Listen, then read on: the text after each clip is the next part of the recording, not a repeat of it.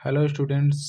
आज मैं आप लोगों के लिए बहुत ही महत्वपूर्ण वीडियो लेकर आया हूँ जो आपकी आगामी परीक्षा 13 फरवरी 2024 को मैथ सब्जेक्ट का पेपर है। उसकी तैयारी कैसे करें, कहाँ से पढ़ें, क्या आएगा क्या नहीं आएगा, हम इस वीडियो के माध्यम से समझेंगे। और इसमें मैंने 55 क्वेश्चन बनाए हुए हैं जिसमें से बहुविकल्पी प्रश्न यानी ऑब्जेक्टिव टाइप के क्वेश्चन हैं और 2 अंक, 3 अंक और 4 अंक के भी क्वेश्चन दिए गए हैं। किस पार्ट से कितने अंक का क्वेश्चन आएगा, कितने नंबर के ऑब्जेक्टिव आएंगे, इसको भी हम लोग इसी वीडियो के माध्यम से देखेंगे। और यही हमारी वीडियो पूरे एग्जाम की एक ही वीडियो में तैयारी हो जाएगी। तो चलिए बच्चों, हम बिना समय गवाए हुए इस वीडियो को स्टार्ट करते हैं। यूनिट 1 वास्तविक संख्याएं। इससे 6 नंबर का क्वेश्चन आने हैं जिसमें से बहुविकल्पी प्रश्न भी हैं और 2 अंक और 3 अंक के भी क्वेश्चन आ सकते हैं। जैसे कि पहला क्वेश्चन है, 2 धनात्मक पूर्णांक ए और बी के लिए HCF AB cross LCM AB, जिसका सही उत्तर होगा A क्रॉस B। परिमेय संख्या नहीं है तो इसका सही उत्तर है C यानी √3, क्योंकि जिसमें भी रूट लगी होती हैं वो अपरिमेय संख्या कहलाती हैं। जिसमें भी रूट लगी होती है वो अपरिमेय, और जिसमें बटे होता है वो सभी परिमेय संख्या है। तो इसमें रूट लगा है तो ये अपरिमेय संख्याएं हैं। तीसरा देखते हैं, एक परिमेय संख्या और एक अपरिमेय संख्या का योग या अंतर, योग मतलब जोड़ और अंतर यानी घटाना होगा तो ऑप्शन बी अपरिमेय संख्या होगा। इसी प्रकार चौथा देखते हैं, संख्या 5 और 10 का इस HCF, संख्या 5 और 10 का HCF हमारा होगा ऑप्शन नंबर डी 5। आप लोग इसको प्रैक्टिस करते रहिएगा स्क्रीनशॉट लेकर के। पांचवा क्वेश्चन देखते हैं, संख्याएं 12, 15 और 21 का HCF और LCM होगा। तो ये हमारे प्रश्नावली से है, इसको देख लीजिएगा, हल कर लीजिएगा। तो इसका ऑप्शन होगा A 3 और 420, यानी HCF होगा 3 और LCM होगा 420। अब इसके प्रश्न देखते हैं, यूनिट 1 के प्रश्न भी देखते हैं। तो एक्सरसाइज 1.2 का ये चौथा प्रश्न है जो कि कई बार आ चुका है, बहुत ही महत्वपूर्ण है। यानी HCF 306 और 657 अगर 9 दिया है तो LCM निकालना होता है। तो बहुत ही अच्छा क्वेश्चन है, इसको प्रैक्टिस कर लीजिएगा। एक क्वेश्चन आप ये देख लीजिए, √3 एक अपरिमेय संख्या है। इसमें आप √3 ले सकते हैं, √2 ले सकते हैं, √3 ले सकते हैं और √5 ले सकते हैं। इसमें आप सिद्ध कर सकते हैं। ये उसका उदाहरण का क्वेश्चन है, 5 - √3 अपरिमेय संख्या। अपरिमेय वाला एक क्वेश्चन आना ही आना है, इसको आप बिल्कुल अच्छे से इसको प्रैक्टिस करिएगा। प्रश्न क्रमांक 4, HCF और LCM ज्ञात कीजिए। इसमें आप देख लीजिए 2 ठो मैंने लिखे हुए हैं, आप दोनों को इसको प्रैक्टिस कर लीजिएगा, बहुत ही सिंपल है, फंस जाएंगे। अब यूनिट 2 बहुपद से देखते हैं। रैखिक बहुपद की घात होती है तो रैखिक बहुपद की घात 1 होती है, सब लोग जानते हैं, इसको प्रैक्टिस कर लीजिएगा। शून्यकों का योग के लिए होता है तो शून्यकों के योग के लिए होता है -b/a और गुणनफल के लिए होता है c/a। इसको भी देख लीजिएगा। रैखिक बहुपद का उदाहरण है तो भैया जिसकी घात 1 होगी वही रैखिक बहुपद का उदाहरण है, तो इसमें ऑप्शन बी सही उत्तर है। इनको आप लोग थोड़ा सा 2 बार 3 बार करके रिपीट करके देख लेंगे, पूरी वीडियो समझ में आ जाएगी। इसमें देखते हैं, छठवां देखते हैं, बहुपद दिया है px के लिए y बराबर px का ग्राफ में शून्यकों की संख्या होगी। तो ये 2.1 का पहला क्वेश्चन है, आप इसमें देख लीजिए, शून्यकों की संख्या ज्ञात करनी होती है y बराबर px, तो इसमें शून्यकों की संख्या ज्ञात करनी होती है। जैसे एक बार ये x को काटा है तो इसका शून्यक हो जाएगा 1 इसका, और ये कितनी बार काटा है 1 2 3 4, तो इसका शून्यक हो जाएगा 4। तो ये आप देख लीजिएगा, आता है, बहुत अच्छा क्वेश्चन है। प्रश्न क्रमांक 7 देख लीजिए, द्विघात बहुपद x² + 7x + 10 के लिए शून्यक ज्ञात कीजिए और गुणांकों के बीच संबंध भी हमको देखना है।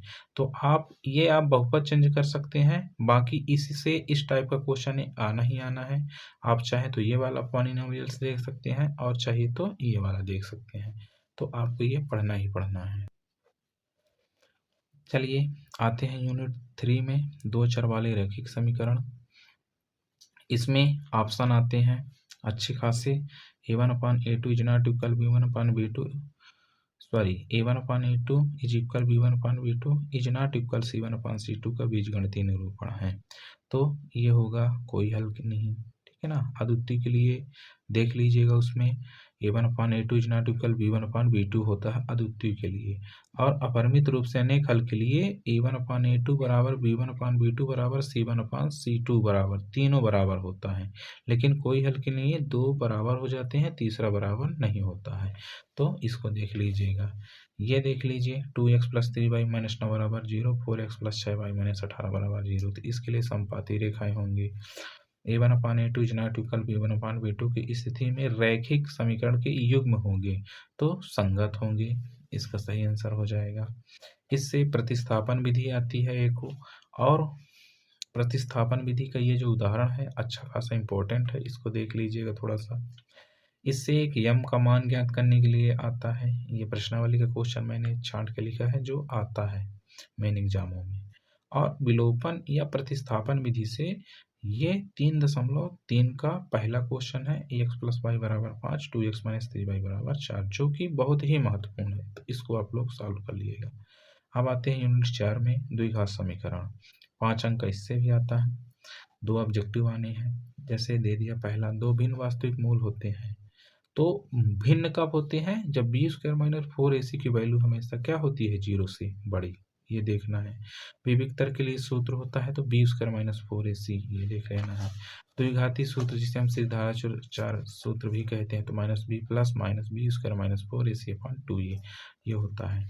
इससे क्वेश्चन आना है, ये उदाहरण वाला क्वेश्चन आता है द्विघात समीकरण का, इसका मोल निकालना है। 6x² - x - 2 = 0। एक क्वेश्चन ये भी आता है मूल ही ज्ञात करने के लिए, ये एग्जाम्पल सॉरी प्रश्नावली 4.3 का तीसरा क्वेश्चन है, x - 1/x = 3, x जहाँ पे 0 के बराबर नहीं है, तो इसको देख लीजिएगा। फिर एक क्वेश्चन ये भी आता है अच्छा खासा, ऐसे दो क्रमागत विषम धनात्मक पूर्णांक ज्ञात कीजिए जिनके वर्गों का योग 290 हो। तो इसको भी देख लीजिएगा। आते हैं यूनिट नंबर 5 में, समांतर श्रेणियां। 5 अंक का आना है। समांतर श्रेणी नहीं है, तो ये दो ठो दी गई हैं, क्योंकि इनके बीच का डिफरेंस समान है, लेकिन इसके बीच का डिफरेंस बिल्कुल अलग अलग है, यानी इसका उत्तर सी हो जाएगा। AP 10, 7, 4 का 30वां पद है, तो -77 होगा इसका। देख लीजिएगा, प्रश्नावली से ही है ये सब, बाहर से बिल्कुल नहीं है। समांतर श्रेणियां AP का n वां पद का व्यापक सूत्र होता है, तो an बराबर a + n - 1 × t। आप लोग रटे ही होंगे इसको, क्योंकि इससे ही सवाल लगाते हैं। प्रश्न क्रमांक 17 में देख लीजिए, AP 2, 7, 12 डैश का 10वां पद है, ज्ञात कीजिए। उदाहरण नंबर 3 है इसी चैप्टर का, जरूर लगाइएगा, बहुत अच्छा क्वेश्चन है, कई बार भी हुआ है ये। प्रश्न क्रमांक 18 में देखिए, किसी AP में तीसरा पद 5 और 7वां पद 9 है, तो AP ज्ञात कीजिए। बहुत अच्छा क्वेश्चन है, इसको भी देख लीजिएगा। प्रश्न क्रमांक 19 में देख लीजिए, उस AP का 31वां पद ज्ञात कीजिए जिसका 11वां पद 38 है और 16वां पद 73 है। एक्सरसाइज 5.2 का 7वां प्रश्न है। बहुत अच्छा क्वेश्चन, सभी आए हुए क्वेश्चन, पिकेट क्वेश्चन है ये। फिर 20वां क्वेश्चन है, किसी AP के प्रथम पद 14 पदों का योग 1050 है, तब इसका प्रथम पद 10 और 20वां पद ज्ञात कीजिए। उदाहरण नंबर 12 है चैप्टर 5 का। अब आते हैं त्रिभुज में। त्रिभुज में देखते हैं, इससे भी 5 नंबर का आता है। इसके ऑब्जेक्टिव देख लेते हैं। सभी वृत्त समरूप होते हैं, बिल्कुल सभी वृत्त गोल गोल दिखेंगे, भले ही वो आकृति में छोटे बड़े हों तो वो समरूप दिखेंगे। सभी समबाहु त्रिभुज की भुजाएं आपस में बराबर होती हैं, इसलिए वो भी क्या होते हैं? समरूप। दो समरूप त्रिभुजों की भुजाएं 4:9 के अनुपात में है, तो वो का क्षेत्रफल 16:81 में होगा, ये आप जान के रखिए। दो त्रिभुज समरूप होते हैं यदि उनके संगत कोण बराबर हो और संगत भुजाएं एक ही अनुपात में हो, तो दोनों हो जाएगा, ए और बी, यानी ऑप्शन सी इसका सही हो जाएगा। प्रश्न की बात करें इसमें, तो थेल्स प्रमेय का कथन आप याद किए होंगे और उसको सिद्ध करना भी आप याद किए होंगे। हो सकता है कथन न आए उसका, थेल्स प्रमेय का, तो सिद्ध करने के लिए दे दे वो। थेल्स प्रमेय का विलोम भी आता है, कथन भी आ सकता है, तो इनको पढ़ ही रहिएगा। और प्रश्न क्रमांक 23 23वां में आपको ऐसे चित्र दे देगा और इसमें आपको ये ईसी भुजा आपको ज्ञात करने के लिए दे देगा। तो आपको AD/DB और AE/AC यानी थेल्स प्रमेय के कॉन्सेप्ट से आपको इस क्वेश्चन को करना है। ये क्वेश्चन भी देख लीजिए, ये प्रश्नावली 6.2 का तीसरा या चौथा क्वेश्चन है, शायद सिद्ध करने के लिए है, तो इम्पोर्टेंट है, इसको भी देख लीजिए। यूनिट 7 निर्देशांक ज्यामिति, इससे भी 5 अंक का निश्चित किया गया है ना। इसमें देखते हैं ऑब्जेक्टिव। किसी बिंदु y अक्ष से उस बिंदु का, तो हम जानते हैं भुज कहलाती है, फिर सिंपल। x अक्ष पर स्थित किसी बिंदु की निर्देशांक, तो x अक्ष में पूछा ही नहीं, x रिप्रेजेंट रहेगा और y रिप्रेजेंट नहीं है तो उसकी वैल्यू 0 हो जाएगी, तो x 0 हो गया।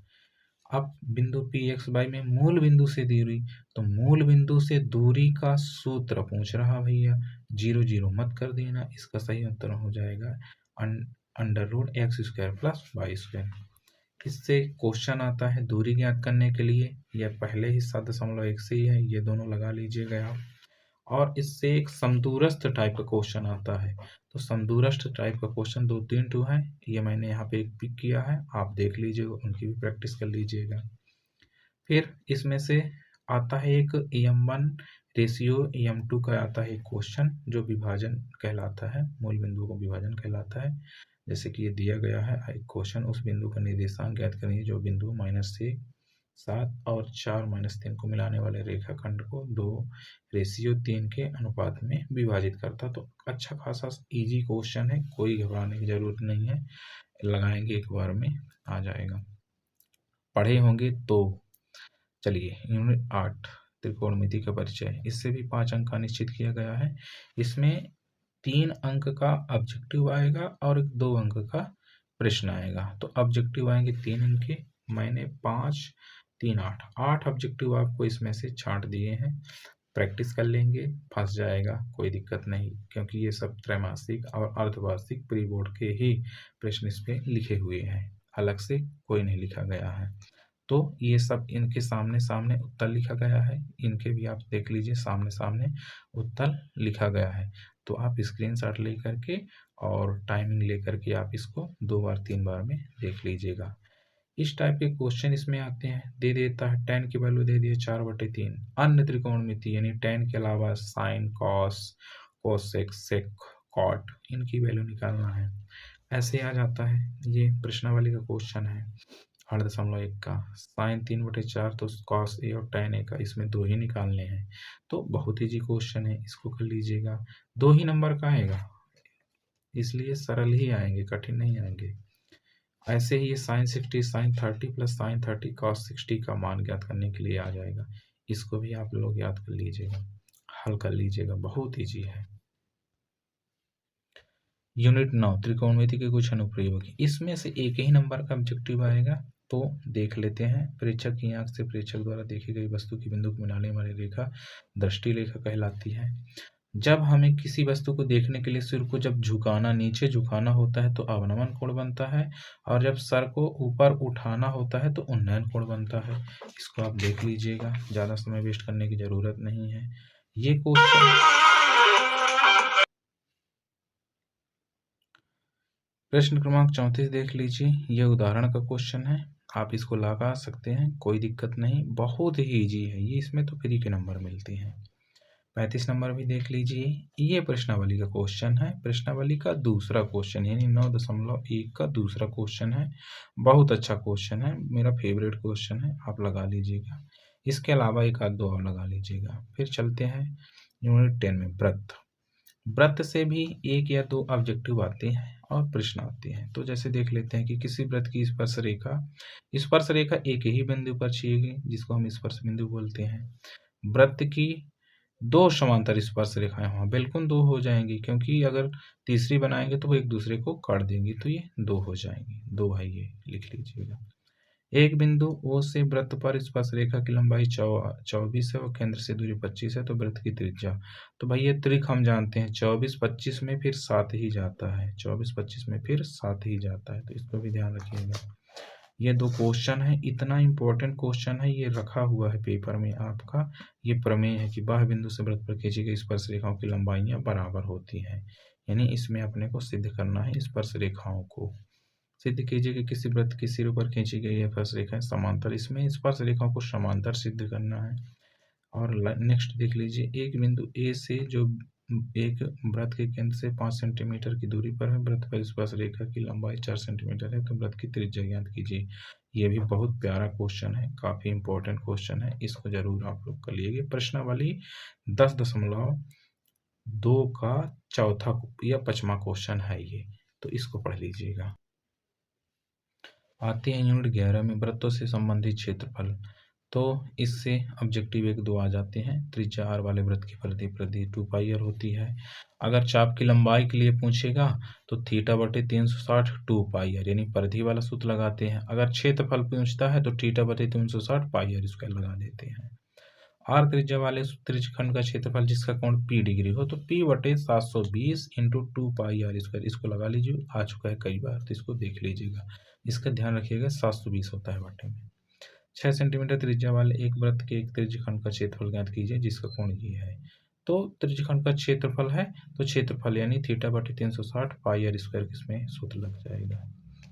42 क्वेश्चन देखिए, 21 सेंटीमीटर त्रिज्या वाले एक वृत्त का एक चाप के केंद्र से 60 डिग्री का कोण अंतरित करता है, तो ज्ञात कीजिए चाप की लंबाई। तो चाप की लंबाई में ये वाला सूत्र आप लोग लगा के और क्षेत्र में πr² यहाँ पे कर दीजिएगा, 2 को हटा दीजिएगा, बहुत ईजी है। ऐसे ये सेम टू सेम है, तो इसको भी कर लीजिएगा, स्क्रीनशॉट देख लीजिए, अच्छे से उतार लीजिएगा। पृष्ठीय क्षेत्रफल और आयतन यूनिट 12, इससे भी 5 अंक का क्वेश्चन आना है। इसमें शंकु का सूत्र पूछ सकता है, अर्धगोले का सूत्र पूछ सकता है। प्रश्न क्रमांक 45, दो घनों जिनमें से प्रत्येक का आयतन 64 सेंटीमीटर क्यूब को संलग्न फलनों में मिलाकर एक ठोस बना जाता है, तो प्राप्त घना भी पृष्ठीय क्षेत्रफल। तो इसमें घना पृष्ठीय क्षेत्रफल का सूत्र लगा के कर लेना है, बहुत ईजी है। एक ठोस एक अर्धगोले पर खड़े एक शंकु का आकार जिनकी त्रिज्या 1 सेंटीमीटर ऊंचाई उसकी त्रिज्या के बराबर है, तो ठोस का आयतन पाई के पदों में निकाल लें। तो इसमें जो शंकु की ऊंचाई होती है और त्रिज्या लगभग एक ही होती है और इसका उत्तर भी पाई के पदों में आता है, तो बहुत ईजी है। ये 12.2 का पहला क्वेश्चन है और ये 12.1 का पहला क्वेश्चन है, बहुत ईजी है। नेक्स्ट, दिए गए चित्र में दर्शाया गया सजावट के लिए प्रयोग होने वाला ब्लॉक 2 ठोसों से मिलकर बना है। इनमें से एक घन है और दूसरा अर्धगोला। इस ब्लॉक का आधार 5 सेंटीमीटर कोर व किनारा है, तो ऊपर लगे व्यास 4.2 है। तो ये उदाहरण नंबर 01 है 12 चैप्टर का, इसको देख लीजिएगा। यूनिट नंबर 13 सांख्यिकी, प्रश्न क्रमांक 48, केंद्रीय प्रवृत्ति की माप नहीं है, ध्यान दीजिए। बहुलक है, माध्यक है, माध्य, लेकिन आवृत्ति और बारंबारता नहीं है। दूसरा देख लीजिए, केंद्रीय प्रवृत्ति की माप से संबंधित सही है, तो 3 माध्यक बराबर बहुलक प्लस 2 माध्य होते हैं, ये सही है।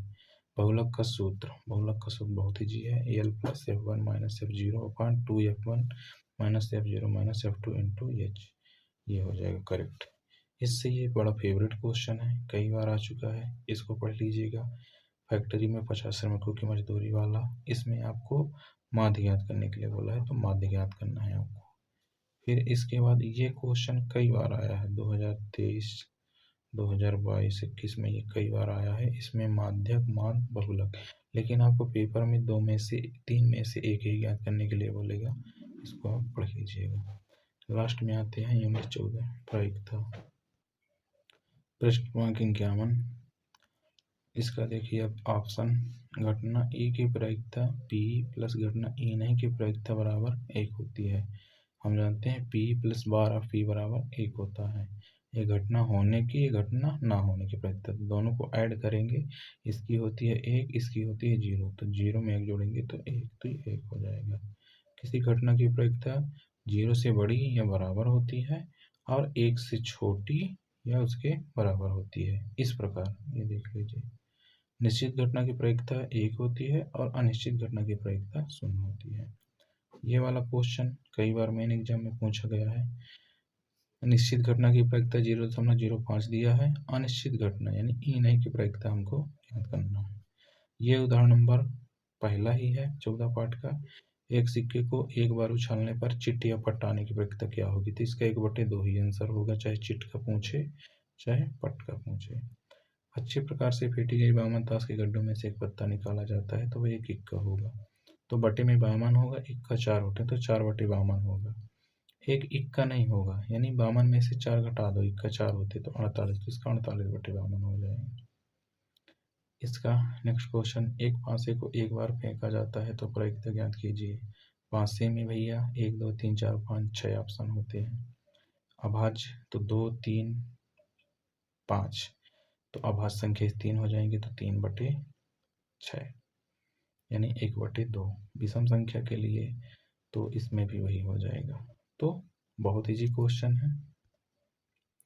तो इस वीडियो के माध्यम से हमने 1 से लेकर 13 चैप्टर तक इकाईवार ऑब्जेक्टिव और प्रश्नों को हमने पढ़ लिया है। इसको 2 बार 3 बार इस वीडियो को देख लीजिएगा, बहुत ही उपयोगी वीडियो साबित होगी। आप लोगों को आगामी 13 फरवरी 2024 को मैथ एग्जाम के लिए बहुत बहुत शुभकामनाएं। वीडियो अच्छी लगे तो लाइक करें, फ्रेंडों के साथ शेयर्स करें और हमारे चैनल को सब्सक्राइब करें। धन्यवाद।